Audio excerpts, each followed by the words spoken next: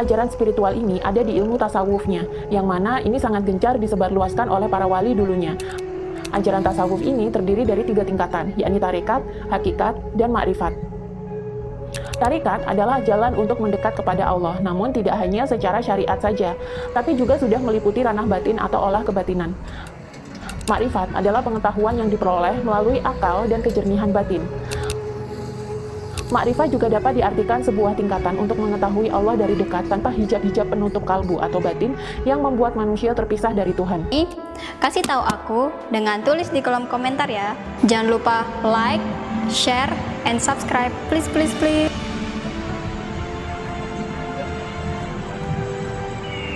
Makrifat juga sering disebut merupakan bagian dari hakikat, sedangkan hakikat sendiri adalah tingkat terakhir dari ilmu tasawuf. Hakikat adalah sampainya seorang manusia kepada tujuannya, yakni makrifat kepada Allah, di mana di sini manusia bisa melihat, merasakan, bahkan melebur langsung dengan Sang Maha Pencipta tanpa ada sir atau rahasia lagi. Para ahli tasawuf menyatakan bahwa tahap akhir dari tasawuf ini adalah memahami hakikat-hakikat dari segala sesuatu, seperti rahasia Al-Quran, serta ilmu-ilmu gaib atau mistik yang tidak mampu disingkap melalui pemikiran nalar biasa. Sedangkan syariat yang sehari-hari dipraktekkan oleh umat Islam itu masih berada di sisi luar atau kulit agama Islam saja. Sisi dalam atau dagingnya adalah di tasawuf itu tadi. Syariat adalah sisi luar atau eksoteris, dan hukum-hukumnya itu berlandaskan pada ajaran-ajaran fikih yang berguna untuk sisi lahir manusia saja.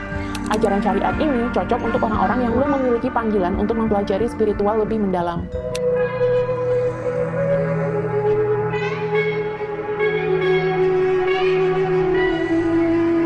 Sedangkan tasawuf adalah sisi esoteris atau mendalam dan rahasia, sisi rohani atau batin manusia. Dan untuk mempelajari ini diperlukan kejernihan batin, keheningan, dan kecerdasan serta kesadaran yang cukup tinggi.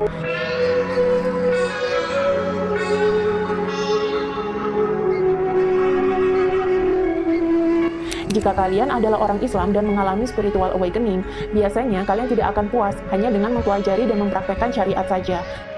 Biasanya kalian akan memiliki panggilan untuk mempelajari tasawuf juga, dan bagaimanapun dengan mempelajari ini justru akan membuat batin kalian itu semakin tenang dan semakin merasa dekat dengan Tuhan.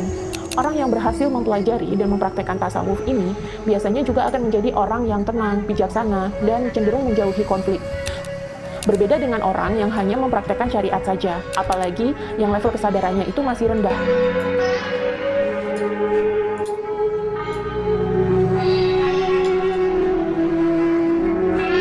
Pernah nggak sih kalian melihat atau menemui orang yang bertengkar atau berdebat tentang agama?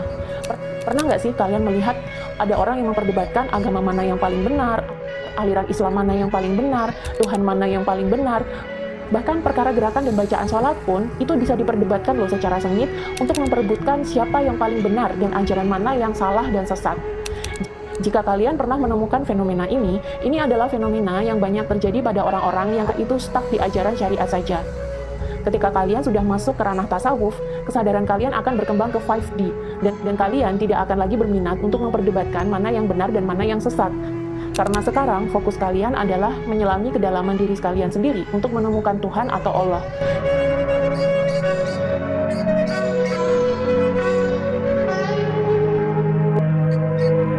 Dan kalian perlahan-lahan menyadari sendiri bahwa Tuhan sebenarnya adalah hakikat, bukanlah sosok atau pribadi yang bernama dan berbentuk.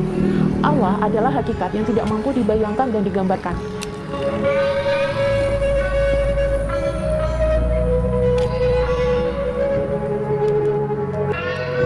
Orang-orang yang berkesadaran 3D inilah yang sering digunakan oleh elit politikus dan pemuka agama untuk membuat keributan politik pakai agama. Dan hal inilah yang membuat nama agama tersebut tercoreng dan membuat orang bisa muak dengan agama.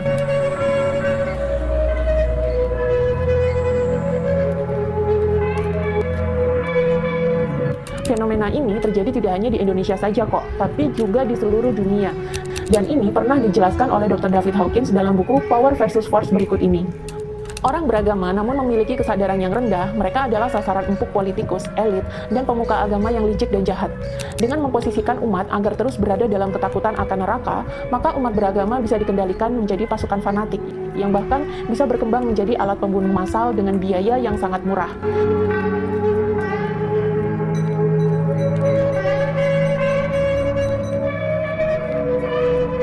Sedangkan umat beragama yang sudah masuk ke arah kebatinan dan memiliki tingkat kesadaran yang tinggi, mereka tidak akan bisa digunakan untuk kepentingan politik lagi.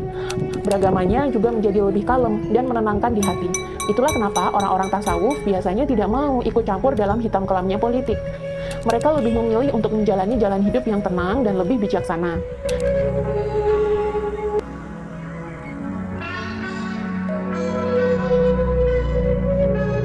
Ini sebenarnya selaras sih dengan penjelasan Syekh Izzuddin bin Abdussalam dalam bukunya Rahasia Ma'rifat berikut ini. Hasil dari manusia yang telah mencapai tahap hakikat itu tidak hanya menjadi manusia yang Islam dan beriman saja, tapi juga menjadi manusia yang ihsan atau memiliki akhlak yang cenderung baik dan bijaksana. Dalam Islam ternyata ada 3 tingkatan suluk untuk menuju manzilah atau tingkatan rohani yang tinggi dalam kerajaan Allah.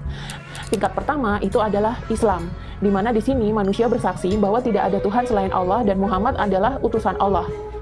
Tingkatan suluk yang kedua itu adalah iman, di mana di sini manusia mengimani semua rukun iman yang 6, yaitu beriman kepada Tuhan, beriman kepada malaikat-malaikat, beriman kepada kitab-kitab Allah, beriman kepada rasul-rasulnya, beriman kepada hari akhir, dan juga beriman kepada takdir atau kodok dan qadar. Tingkatan suluk yang ketiga dan yang paling tinggi itu adalah ihsan, di mana di sini manusia telah beribadah seolah-olah sedang dilihat langsung oleh Allah. Ibadahnya menjadi sepanjang waktu, tidak hanya sebatas pada syariat saja, tapi segala perilaku dan ucapannya sehari-hari merupakan wujud beribadah kepada Tuhan tanpa putus.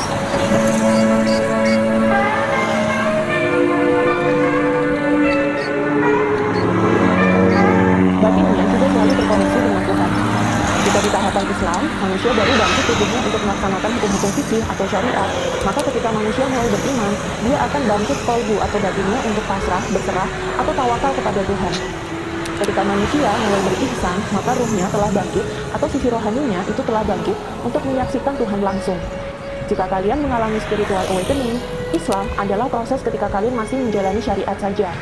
Iman adalah proses ketika kalian mengalami kebangkitan spiritual dan mulai memasrahkan diri kepada Tuhan atau alam semesta. Ihsan adalah ketika kesadaran kalian sudah mulai mengalami peningkatan ke arah paradigma spiritual, untuk mengalami dan menyaksikan pengalaman langsung dengan Tuhan, tanpa batas, tanpa sekat pemisah, dan tanpa rahasia penutup.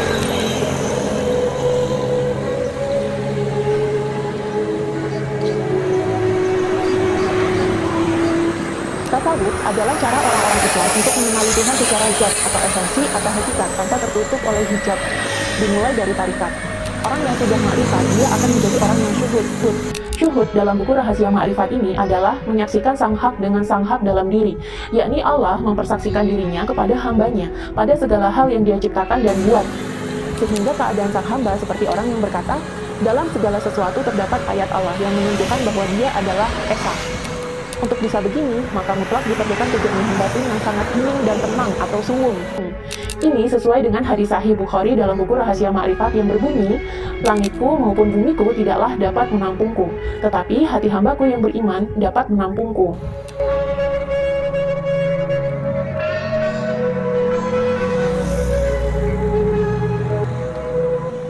Dan sebenarnya, ajaran hakikat dan makrifat ini selaras dengan ajaran spiritual Jawa yang berbunyi manunggaling kawula Gusti.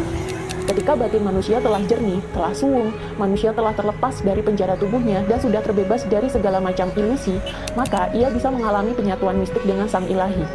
Di mana di sini tidak ada lagi sekat pemisah antara diri manusia dengan Tuhan, dan manusia melihat Tuhan dalam hakikat yang sebenar-benarnya, bukan lagi terpisah dari ciptaannya dan bukan lagi ilusi. Dalam buku Rahasia Ma'rifat ini juga disebutkan sebuah hadis Sahih Bukhari yang berbunyi, apabila aku telah mencintainya, aku menjadi pendengaran dan penglihatan baginya, dan hati serta lidah dan tangan, sehingga dia mendengar denganku, melihat denganku, dan menggenggam denganku. Aku di sini adalah Tuhan, dannya di sini adalah hamba atau manusia yang telah ma'rifat kepada Allah. Ketika manusia telah mencapai penyatuan mistik dengan Tuhan, atau sudah manunggaling kawula Gusti, atau sudah makrifat, maka keberbilangan dalam kehidupan manusia akan hilang. Yang ada hanyalah ketetapan keesaan Tuhan yang ia lihat dan ia rasakan, tidak hanya di dalam dirinya saja, tapi juga ada di setiap ciptaannya.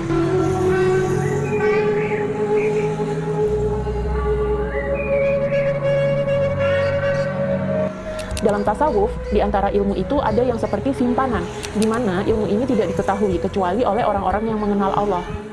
Orang-orang yang mengenal Allah ini adalah orang-orang yang level kesadarannya sudah ke arah paradigma spiritual, di mana manusia telah mencapai kesadaran murni, telah mencapai puncak pencerahan yang menjadi puncak spiritual manusia di bumi. Dan paradigma berpikir orang-orang seperti ini seringkali tidak mampu dipahami oleh orang-orang yang lengah dari Allah, yang biasanya masih ribut bertengkar soal hukum-hukum fikih, rebut bertengkar soal mana yang bid'ah, mana yang paling benar, sesat haram, dan masih banyak lagi. Itulah kenapa orang-orang tasawuf sering dianggap sesat oleh mereka. Padahal sebenarnya definisi spiritual Islam itu sangat selaras dengan definisi spiritual Jawa.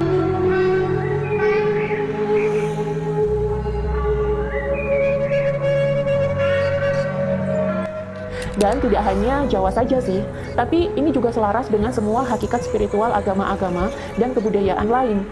Selama kita hanya melihat agama secara luaran atau lahiriah saja, maka pertengkaran dan perdebatan mengenai siapa yang benar akan terus terjadi. Tapi ketika kita sudah sampai ke hakikat atau spiritualnya, maka kita semua akan melihat hakikat yang sama, dan itulah yang membuat kita semua berhenti bertengkar dan berdebat.